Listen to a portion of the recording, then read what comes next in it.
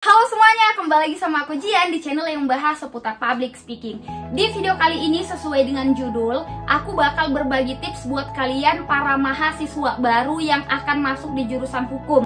Karena aku pernah beberapa semester menjalani perkuliahan di jurusan hukum, jadi aku bakal berbagi tips nih sama kalian yang akan masuk di jurusan hukum ataupun kalian udah masuk di jurusan hukum. Kira-kira kemampuan apa yang harus kita punya, kemampuan apa yang harus kita kuasai biar kita mudah menjalani proses perkuliahan di jurusan hukum. Kalau gitu sebelum masuk ke videonya, kalian belum subscribe, silahkan subscribe dulu di bawah. Like, comment, subscribe, dan share ke teman-teman kalian biar kita sama-sama belajar. Kalau gitu kita langsung aja masuk ke tipsnya. Kira-kira kemampuan apa sih Kak yang harus dimiliki mahasiswa jurusan hukum? Kira-kira kemampuan apa ya? Yang pertama, buat kamu yang gak tertarik sama membaca, please deh, urungin niat kamu masuk di jurusan hukum kalau belum masuk. Kak, tapi aku pingin Kak jurusan hukum. Mahasiswa hukum harus memiliki kemampuan membaca. Yang kita baca bukan hanya sekedar buku-buku biasa, buku mata pelajaran yang biasa kita pelajari di sekolah, juga bukan kata-kata singkat, caption yang ada di sosial media. Karena hukum ini kita dituntut untuk lebih banyak tahu, lebih banyak mengetahui segala hal. Dan gak hanya satu buku yang kita baca, tapi mulai dari buku ini, buku ini, buku ini, walaupun satu judul, tapi bukunya banyak. Kita harus membaca, biar apa? Biar kita tahu. Jadi kalau kalian gak suka membaca, please deh, urungin niat kalian masuk di jurusan hukum. Atau setidaknya belajar dari sekarang.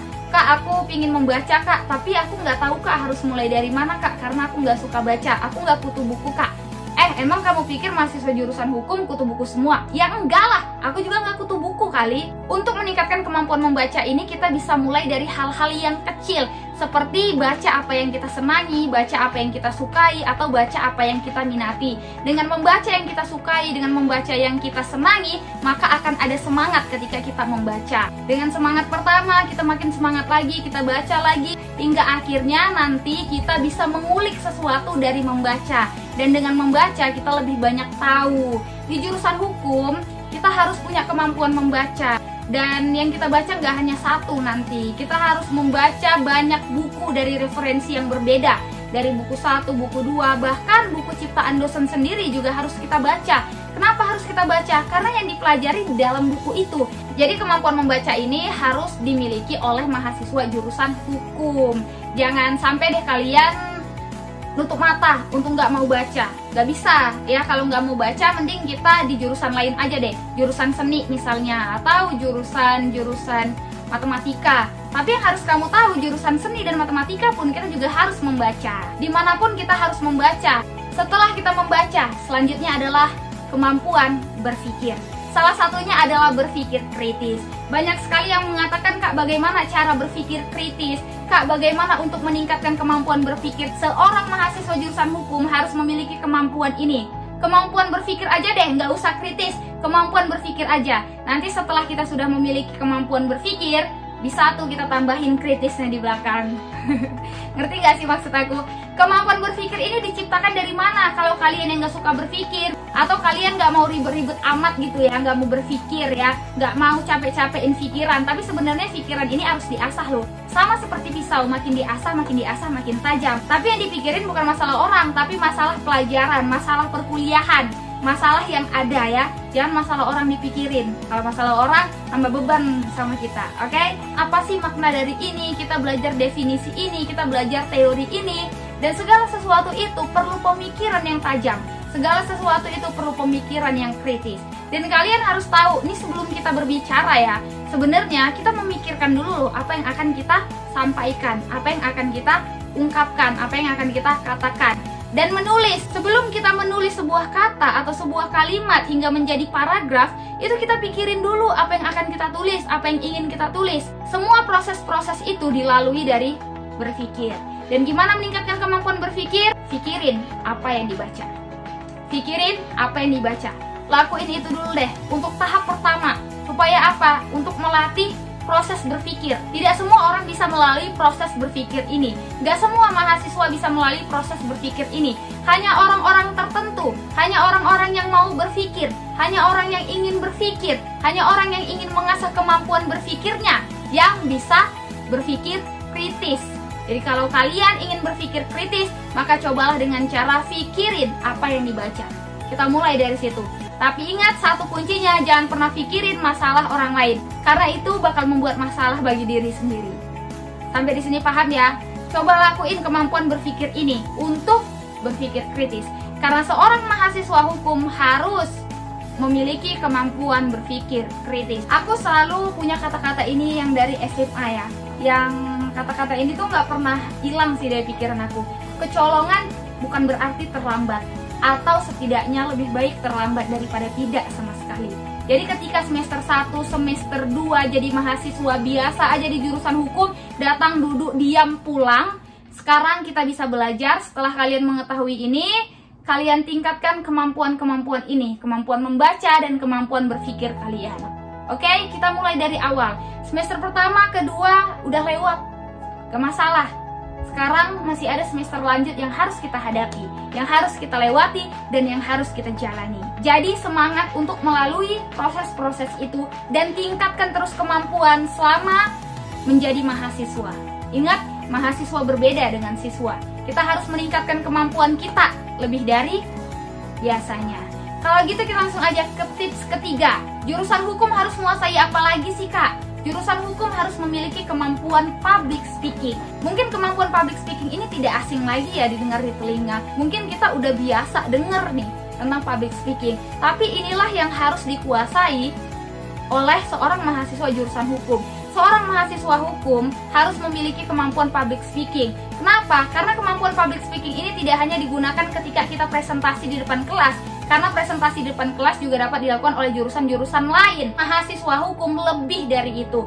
Mahasiswa hukum dilatih untuk bagaimana bisa mengutarakan pendapatnya dengan baik dan benar, dan apa yang diungkapkan dan apa yang dikatakan tidak asal-asalan, sesuai dengan data, sesuai dengan fakta, dan sesuai dengan realita yang ada. Jadi kalau kamu temui orang yang lancar ngomongnya tapi asal-asalan, itu berarti bukan kemampuan public speaking yang dimilikinya. Emang dia lancar ngomong tapi asal-asalan. Kalau jurusan hukum, apa yang dikatakannya, apa yang diungkapkannya, apa yang akan keluar dari mulutnya, ini benar-benar hati-hati dan dilalui dari proses berpikir tadi. Jadi sebenarnya sangat berhubungan sih, membaca, berpikir, dan apa yang kita baca, apa yang kita pikirin, kita ungkapin. Inilah kemampuan public speaking. Dan ini yang harus kalian tahu ya, bedanya sarjana hukum dengan dokter. Salah satunya dokter gigi aja deh, dokter gigi atau dokter mulut. Kalau dokter mulut menghasilkan uang dari mulutnya orang, tapi kalau sarjana hukum menghasilkan uang dari mulutnya sendiri. Tapi ingat, perumpamaan ini seperti sebuah kaki, yang satu berada di kanan, yang satu berada di kiri. Ngerti dong maksud aku ya? Yang satu berada di jalan yang baik dan yang satu lagi berada di jalan yang buruk. Nah, mahasiswa jurusan hukum kakinya sudah ada di kanan dan sudah ada di kiri. Selanjutnya adalah dari apa yang kita ungkapkan harus hati-hati. Di sini kalian bisa menentukan. Kalian salah sedikit aja berbicara, atau kalian tidak adil aja ketika berbicara, atau ada kebohongan di dalamnya, maka kalian akan tahu dong kaki kalian ini melangkah kemana. Itu bedanya dokter gigi atau dokter mulut dengan sarjana hukum. Dokter mulut menghasilkan uang dengan mulut orang, tapi sarjana hukum menghasilkan uang dengan mulutnya sendiri. Jadi hati-hati. Dan itu adalah salah satu alasan aku juga kenapa akhirnya aku pindah jurusan. Inilah kemampuan-kemampuan yang harus kalian miliki. Percayalah, kalau kalian punya kemampuan ini, kalian bakal diingat dosen. Kalian bakal jadi salah satu mahasiswa pilihan dosen. Dan kalian adalah salah satu mahasiswa yang sangat dibutuhkan ketika ada kompetisi-kompetisi ataupun perlombaan-perlombaan di luar sana. Percayalah, kalau kalian tingkatkan kemampuan membaca kalian tingkatkan kemampuan berpikir kalian, dan kalian tingkatkan kemampuan public speakingnya kalian bakal mudah untuk menjalani proses perkuliahan di hukum. Dan nanti kita bakal mudah untuk mengutarakan pendapat. Nah, tips terakhir, walaupun kita harus memiliki kemampuan membaca, kemampuan berpikir, dan public speaking, yang terakhir adalah teamwork, dimana ada kerja sama di dalamnya. Di jurusan hukum nanti kita tidak hanya kerja sendiri, kita tidak hanya belajar sendiri, tapi kita belajar dengan teman-teman kita belajar dengan tim. Jadi penting sekali untuk menghargai pendapat orang lain. Jangan pendapat kita aja yang mau didengar, jangan pendapat kita aja yang mau diutarakan, tapi pendapat orang lain kita juga harus bisa menerima, walaupun pendapat itu bertentangan dengan kita. Misalnya nih ya, jurusan hukum biasanya kita dilatih untuk lebih banyak mengutarakan pendapat ataupun teori-teori. Bagaimana menurut kamu tentang isu ini? Bagaimana menurut kamu tentang isu ini? Nanti di jurusan hukum kita bakal menemukan teman kita yang kalau berbicara asal-asalan, kalau ngomong itu nggak dipikirin dulu. Dan nanti kita bakal menemukan teman kita yang kalau bertanya itu pertanyaannya sebenarnya udah kita jawab tapi dia nggak terima. Dan nanti kita bakal menemukan mahasiswa yang argumen yang udah benar tapi disalah-salahin, dibelok-belokin.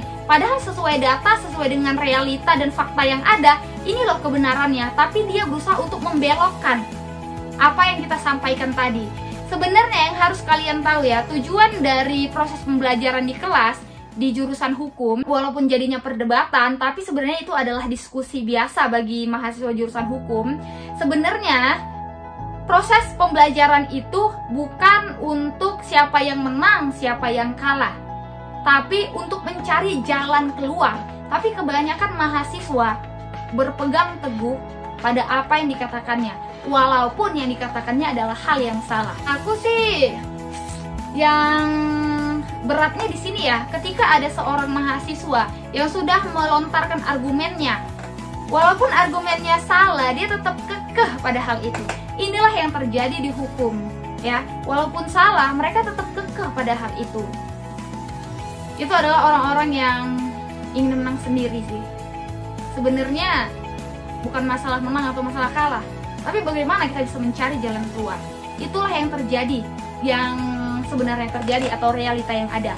Walaupun kalian belum masuk di jurusan hukum, pingin masuk atau mau masuk atau minat atau tertarik di jurusan hukum, kalian bisa pikirin dulu deh. Sebenarnya jurusan hukum itu seru dan salah satu jurusan yang sangat banyak peminatnya, salah satunya adalah jurusan hukum ya. Kenapa aku juga tertarik masuk jurusan hukum? Tapi itulah yang terjadi.